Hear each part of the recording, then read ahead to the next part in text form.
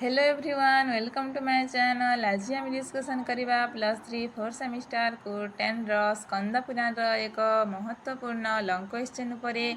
Question T होची ब्रह्मा केन प्रकारेण भगवत स्तुति कृतवान, अर्थात ब्रह्मा भगवान को किपरि भावरे स्तुति करिसंती।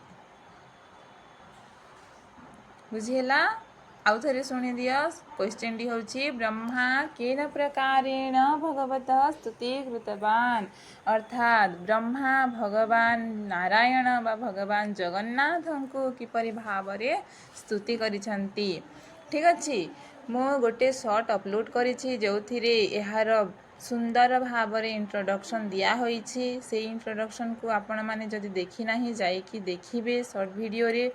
ठीक अछि, एथिरे मु इम्पोर्टेंट श्लोक गुडी को आलोचना करिबी। जो श्लोक गुडी को आलोचना करिबी ताहाको आपण माने कोटेशन भावरे व्यवहार करिबे। बुझी ହେଲା?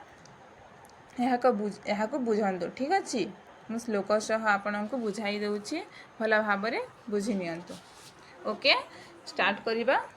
ठीक अछि, ब्रह्मा स्तुति करी कहउछंती भगवान नारायण को बा भगवान जगन्नाथ को। नमस्ते जगदाधार शंख चक्र गदाधर, यन्नाभिपंकजादेव जातोऽहं विश्व सृष्टिकृत। अर्थात हे भगवान नारायण, हे भगवान जगन्नाथ, आपण हेउछंती जगतर आधार, आपण हेउछंती शंख चक्र गदाधर। आपणक नाभि पंकजरु मु जन्म होई विश्व को सृष्टि करिअछि। आपणଙ୍କୁ मु प्रणाम करुछि। नमस्ते जगदाधार शंख चक्र गदाधर, यन्नाभि पंकजादेव जातोऽहं विश्व सृष्टिकृत। बुझेला? केते सुंदर भावरे एठी ब्रह्मा भगवान को स्तुति करुछंती। ओके, ओडिया देख। हे शंख चक्र गदाधर, आपण जगतर आधार अटंती। मु एही विश्वर सृष्टिकर्ता होई मध्य आपणकर नाभि पंकजरु ही जन्म लाभ करिअछि। एणु आपणଙ୍କୁ मु नमस्कार करुअछि। ओके, बुझेला? ठीक अछि, नेक्स्ट श्लोक देख। परमात्मा स्वरूपं ते त्वं वेत्सि वै जगन्मय, यन्मायायाः जगत् सर्वः निर्मितं महदाधिकम्। अर्थात कौन कहा जाउछि?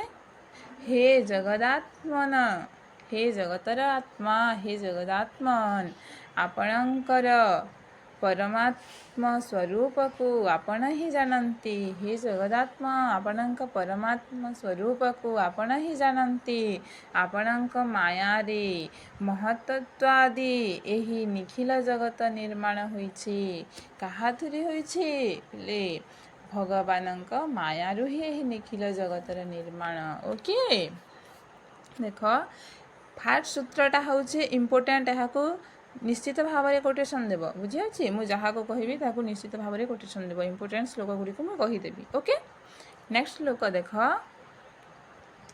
यन्निश्वास समुद्भूतं शब्द ब्रह्म त्रिधा भवत्, उपजीव्य तदेवाहम् असृजं भुवनानि वै। अर्थात यन्निश्वास समुद्भूतं शब्द ब्रह्म त्रिधा भवत्, उपजीव्य तदेवाहम् असृजं भुवनानि वै। बुझी? ओके, देख। यन् निश्वास समुद्भूतम, यन् निश्वास समुद्भूतम रे अर्थ होछि जहाँक निश्वास रे शब्द ब्रह्म त्रिधा भवत्, जहाँक निश्वास रे उत्पन्न होइछि। हाँ, कौन उत्पन्न होइछि? शब्द ब्रह्म उत्पन्न होइछि। बुझी? कहार निश्वास रे शब्द ब्रह्म उत्पन्न होइछि? भगवान जगन्नाथ, भगवान नारायणक निश्वास रु शब्द ब्रह्म उत्पन्न होइछि। ओके, शब्द ब्रह्म कहिले कौन बुझुछ? शब्द ब्रह्म होछि वेद। ओके, वेद को शब्द ब्रह्म बोली कहा जाए। नाद ब्रह्म कहा को कहा जाए पिले? नाद ब्रह्म बोली कहा को कहा जाए? नाद ब्रह्म हेउछि ओम। ओम को कहा जाए नाद ब्रह्म। शब्द ब्रह्म कहिले वेद और नाद ब्रह्म कहिले ओम। ओके, एही वेद केते भाग रे? अर्थात त्रिधा भवत् तीन भागरे कौन ऋग्वेद यजुर्वेद सामवेद त्रिधा भवत् यही वेद तीन भागरे विभक्त होइछि। हे जगतर नाथ जगन्नाथ आपणଙ୍କ निश्वासରୁ उत्पन्न होई शब्द ब्रह्म त्रिधा भवत् तीन भागरे विभक्त होइछि। यही वेद वेदत्रय आमे काहाको कहिथाउ ऋग्वेद यजुर्वेद सामवेद बुझेला। ओके नेक्स्ट उपजीव्य तदेवाहम असृजम भुवनानि वै अर्थात यही वेदत्रय को आधार करी मु ब्रह्मा यही विश्व को यही भुवन को सृष्टि करिछि बोली कहउचंती। ओके बुझेला ठीक अछि मु बुझाई दउछि ओडिया को पुनी पढु नाही ओडिया रे भी सेही सेम कथा लेखा अछि आपण माने यहाँ को निजे पढ़ी पारिबे ठीक अछि। टाइम टेकिंग हे जिवो बेसी लेंदी हे जिवो वीडियोटी जहाँ मु करबा को चाहुनी। ओके ए श्लोक देखंतु कौ श्लोक गुडी को मु कहि दउछि श्लोक गुडा को कहि दउछि। फर्स्ट श्लोक जो आमे देखिले नमस्ते जगदाधार शंख चक्र गदाधर यन्नाभि पंकजा देव जातो हम विश्व सृष्टि कृत जहाँ अच्छी हे श्लोक गोटे इम्पोर्टेंट जहाँ को कोटेशन देव ठीक अच्छे। देन आमर 3 नंबर श्लोक जो 21 नंबर श्लोक जो अच्छी 19 नंबर श्लोक आउ 21 नंबर श्लोक यही दुही श्लोक को कोटेशन रे देव ठीक अच्छे। तापरे ए श्लोक आछि कटकादि यथा स्वर्णं गुणत्रय विभागस षष्टासृज्यं तमेवात्र पुष्टापुष्यं जगत्प्रभु बुझेउछि। कटकादि यथा स्वर्णं गुणत्रय विभागशः षष्टासृज्यं तमेवात्र पुष्टापुष्यं जगत्प्रभु बुझेला। कटकादि स्वर्ण जेपरि बलय प्राप्त हेबा परे से अलंकार आदि प्राप्त गुण को प्राप्त करि थाए से परि गुणत्रय से गुणर अवधि जहाँ रज तम सत्व जो गुण अछि ताहार अवस्थान रे आपण चरचर स्वरूप होइछंती अर्थात भगवान को एठिरे कह जाउछि ठीक अछि। आउ कोन कह जाउछि स्रष्टा सूर्यम तमे मात्र पोष्टापोष्यम जगत प्रभु हे भगवान जगन्नाथ आपण हेउछंती सूर्य आपण हेउछंती सूर्य अर्थात जे सृजन करे से होछि सूर्य स्रष्टा आ जे सृष्टि होइछि से होछि सूर्य अर्थात आपण हेउछंती स्रष्टा बा सृष्टिकर्ता। ओके आपण हेउछंती सृष्टिर कर्ता आपण हेउछंती से सृष्टिर से वस्तु अर्थात बुझी होछि तो स्रष्टा कहले जे सृष्टि को करूछि ताहा वस्तु को निर्माण करूछि एवं सूर्य बेले सूर्य से वस्तु को सूर्य जो वस्तु निर्मित हेछि से होछि सूर्य एवं जहाँ से वस्तु को जे निर्माण करिछि से होछि स्रष्टा बुझेला। स्रष्टा सूर्य तमे मात्र हे जगन्नाथ आपण हेउछंती स्रष्टा एवं आपण हेउछंती से ही सृष्ट वस्तु से ही सूर्य वस्तु बुझेला।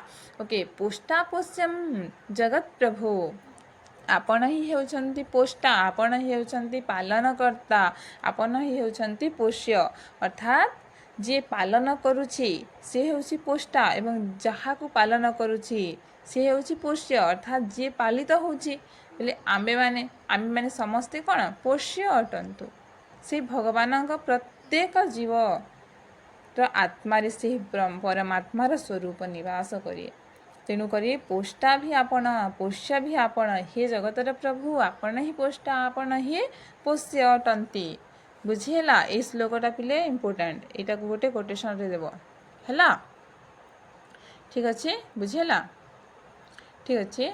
नेक्स्ट आ गोटे जिन श्लोक अच्छे ततः प्राप्नोति सदृशीं त्वयि एव विहितां गति जगतो अस्य गतिर्भर्ता साक्षी त्वं परमेश्वर तत् एथिरे ए श्लोकटा मध्ये इम्पोर्टेंट यहाँ को भी कोटेशन रे दब ठीक अच्छे। ततः प्राप्नोति सदृशीं त्वयि एव विहितां गति जगतो अस्य गतिर्भर्ता साक्षी त्वं परमेश्वर अर्थात कौन कह जाउछि ततः प्राप्नोति सदृशीं तेणु करी जो फल प्राप्ति करा जाए सदृशीं विहित कर्म फल अनुरूप फल लाभ करिया पई हे परमेश्वर आपण हेउछंती गति भरणकर्ता साक्षी गतिर्भर्ता साक्षी त्वं परमेश्वर हे परमपिता परमेश्वर आपण हेउछंती गति आपण हेउछंती भरणकर्ता आपण हेउछंती साक्षी हे जगन्नाथ जगतोरस्य गतिर्भर्ता ही जगतर साक्षी गति भरणकर्ता किए भगवान जगन्नाथ ओके ये सब श्लोक देलापर ये लास्ट श्लोक रहिबो ततः प्राप्नोति सदृश से ही पद को प्राप्त करिया त्वयि एव विहितां गति भगवान को प्राप्त करने याहले कुहागला बुझेला कर्मफल को अनुरूप भाव में प्रदान करि थांती जी ओके बुझेला ओके ठीक अच्छे ओडिया रे देख ये श्लोक गुड़िक जहाँ रही तार यहाँ ओडिया अच्छे बुझे अच्छे देखीदेबा ओडिया को टिके करी हे भगवान आपण कठारु स्थूल सूक्ष्म दीर्घ अथवा ह्रस्व किछि हेले पृथक नुहे अर्थात कौन कह जाउछि हे भगवान आपणक ठारु स्थूल सूक्ष्म दीर्घ अथवा ह्रस्व किछि हेले नाही किछि हेले पृथक नुहे समस्ते सबु भगवानक स्वरूप ओके सबुथिरे भगवान अछन्ते एवं भगवान समस्तଙ୍କ ठारे अछन्ते बुझियोछि सबुथिरे भगवान अछन्ते एवं सबु गुड़ाक भगवान भितरे अछन्ते बुझियोछि सूक्ष्म स्थूल दीर्घ ह्रस्व सबु किछि भगवानक किछि पृथक नुहे ओके जेपरि सुवर्ण विकार प्राप्त हेले विलय प्रभृति अलंकार होइथाए सेहिपरि सत्व रज तम गुणत्रय अवस्थान भेदरे कौन स्थान भेदरे आपण एही चराचर स्वरूप होइछन्ति हे जगत प्रभु आपण सर्जनकर्ता कहली षष्टा सूर्य तमे मात्र पुष्टापोष्यम जगत प्रभु जो अच्छी ठीक अच्छे आपण होती सर्जनकर्ता पुनर्बार आपण ही सृष्ट वस्तु आपण ही से सृष्ट वस्तु आपण पालनकर्ता एवं आपण ही पालनीय बुझेला से श्लोक रहीटा अच्छे आपण आधार पुणी आधार मध्य आपण आओ आपण ही आधेय एवं धारणकर्ता मध्य होई थांती बुझिला समस्त जीव आपणक द्वारा नियंत्रित होई शुभाशुभ कर्म अनुष्ठान करती एवं विहित कर्मफल अनुरूप अवस्था लाभ करिथांती हे परमेश्वर आपण जगतर गति भरणकर्ता साक्षी अटंती बुझीला पिले भल भाव को बुझीपार तो ठीक अच्छे मु जहाँ जहाँ कहली से श्लोक गुड़ी को ही कोटेशन देव बहुत भल मार्क्स रही पारिबो यह थिला ब्रह्मा भगवान को किपरि भाव में स्तुति कले से क्वेश्चन रो बहुत भल भाव में मु आपण मानकु बुझेई देछि ठीक अच्छे यहाँ को निश्चित भाव में भलरे पढ़ी कि जीवे यहाँ गोटे मोस्टली इम्पोर्टेंट क्वेश्चन ओके बुझेला यह निहाती भाव में एग्जाम पाई बहुत जरूरी एग्जाम रे आसीबो ही आसीबो बुझेला तो यहाँ को मुझे से ही अपलोड करुच्ची यहाँ को भल भाव में देखिए बुझे एवं एग्जाम को बहुत सुंदर भाव में करिकी आसीबे थैंक यू फॉर वाचिंग जदि वीडियोटी भल लगी लाइक शेयर सब्सक्राइब करेंगे एवं वीडियोटी को पूरा देखि आपण मानकु धन्यवाद ओके।